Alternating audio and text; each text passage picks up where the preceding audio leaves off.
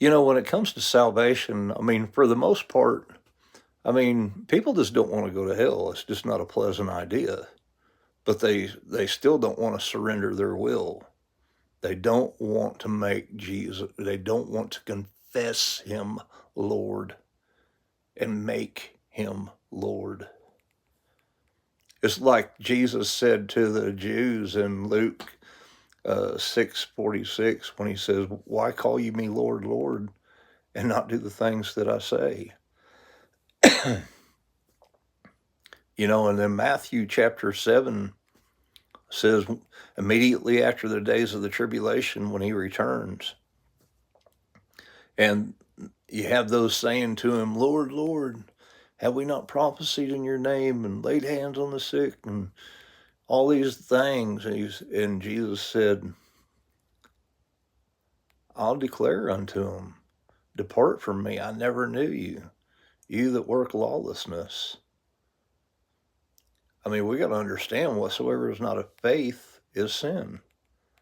We really need to understand that because the law is not faith. Paul tries to describe this revelation in his letters.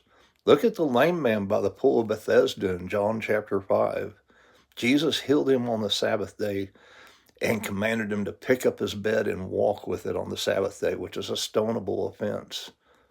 Now, there's a sheep's gate in that area, so after he healed him and he conveyed himself away in the crowd, and the Jews saw him carrying his bed, they said, "Hey, it's not lawful for you to carry your bed on the Sabbath day." But the man said, "Well, the same that healed me told me to pick up my bed and walk with it." And they said, "Well, who is it?" And he knew not, because Jesus had already conveyed himself away in the crowd.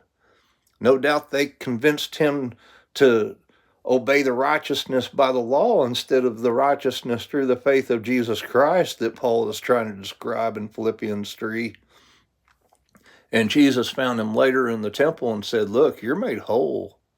Go and sin no more, lest a worse thing come upon you." What was his sin? Obeying the righteousness of the law and observing the Sabbath day rather than Jesus' commandment to pick up his bed and walk with it on the Sabbath day.